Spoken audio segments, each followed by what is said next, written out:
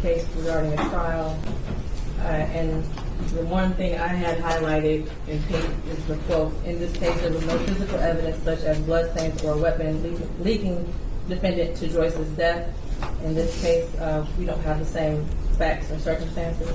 I do agree this is a circumstantial case, and circumstantial evidence is sufficient for a bind over and even conviction. Today is January 9th, 2025, exactly 1 year, from the day Naziah Harris disappeared.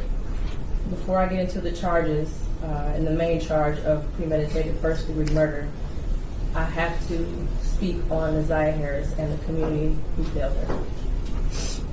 And I am only presented with certain evidence. I don't know the whole story. The attorneys know more than me, the family knows more than me, but from what I have heard over the last 4 days and 5 days total, is that several people failed her. I don't know where her mother is. I don't know anything other than that she was forced to live in a home where she was not protected or given the adequate attention and love. I don't know where her father is. I don't have any mention of him in her life, no presence.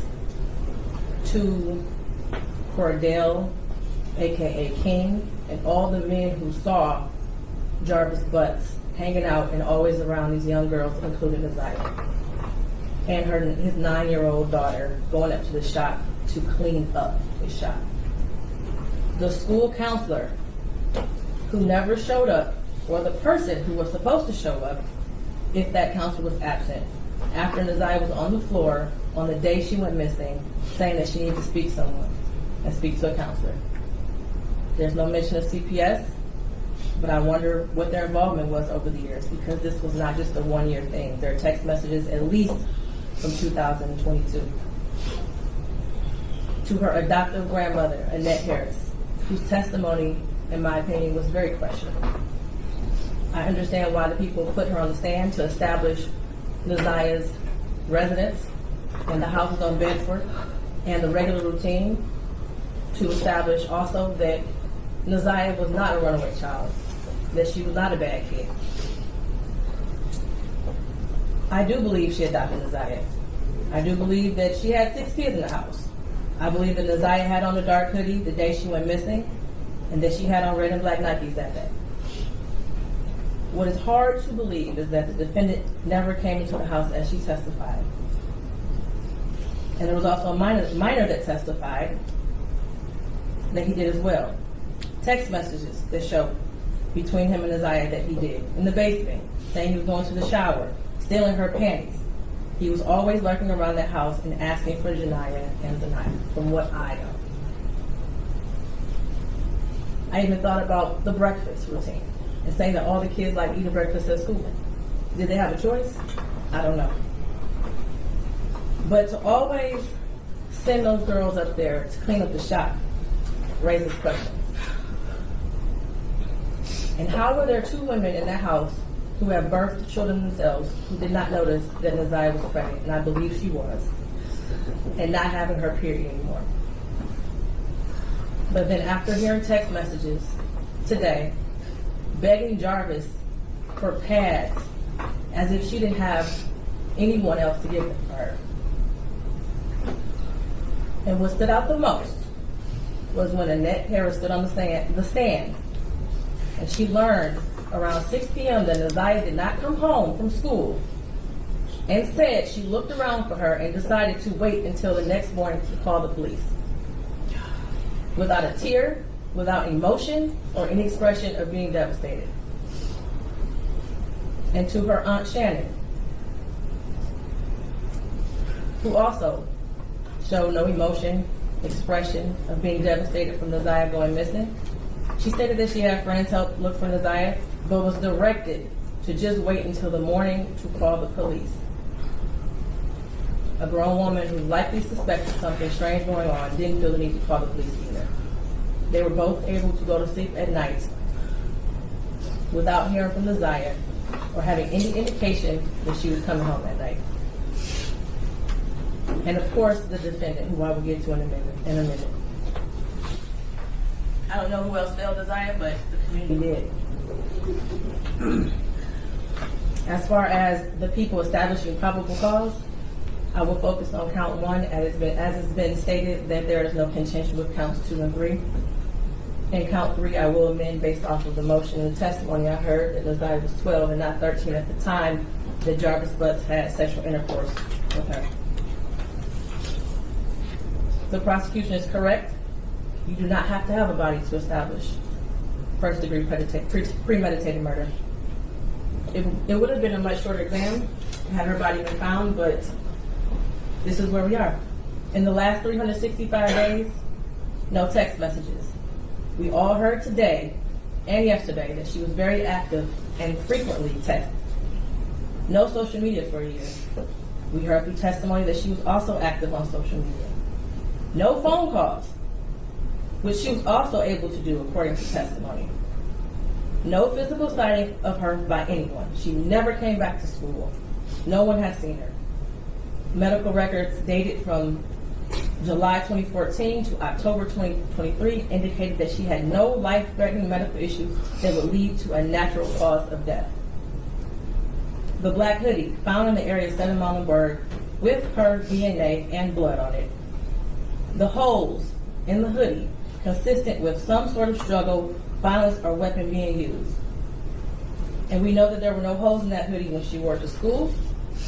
We saw a picture of her in a black hoodie on her last day that everyone saw her. I do believe her grandma testified truthfully about the sweatshirt that she had on and that was practically new. And the border agent who said that no evidence of animals would have destroyed the clothing or the shoes to possibly lead to animals tearing up that hoodie. The clear glasses found in the blue Nissan the day after she went missing. The behavior of the defendant when he snatched those glasses. They looked exactly like the glasses she had on in her last picture, according to the witness. The shoes that her brother described as the same shoes that were found also in the area of 7 Muhlenberg near the hoodie. While this is still probable cause, the evidence all points to Jarvis Butts. His locations, him being seen with her last, the abortion searches, the abrupt silence between the two of them in text messages, and the constant lies he told throughout the entire investigation. And they were proven to be lies with text messages and other testimony.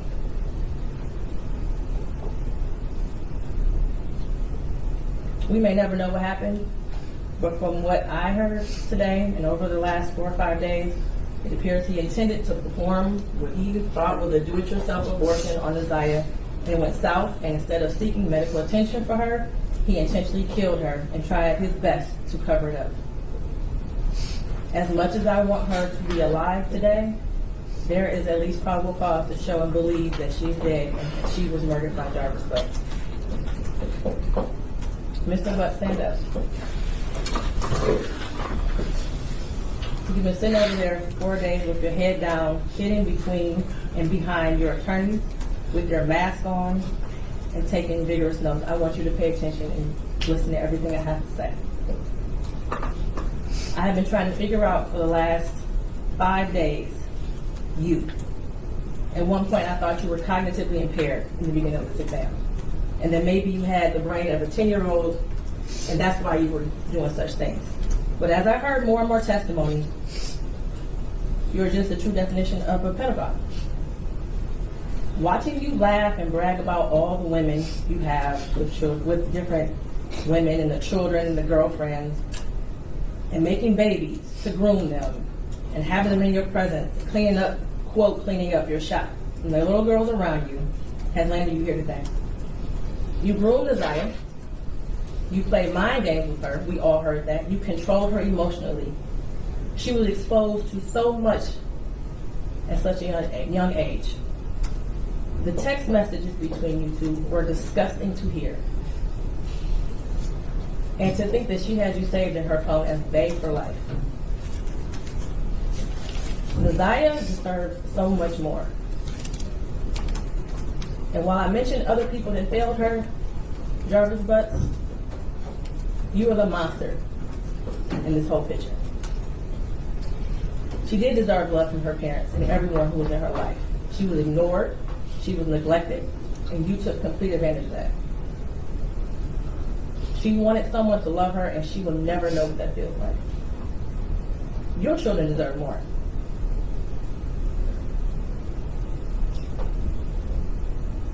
As much as defense counsel has raised issues on count one, all that has done is raise the question of fact for the trier of fact, which means that this will be for a jury or a judge to hear in Third Circuit. I pray for the healing of all the victims and the young girls and possibly boys who have come into contact with you. As a community, we should look at this case as a prime example of how much work we have to do when it comes to protecting our children and especially our black girls. I pray for closure and healing for all those who have been traumatized by you.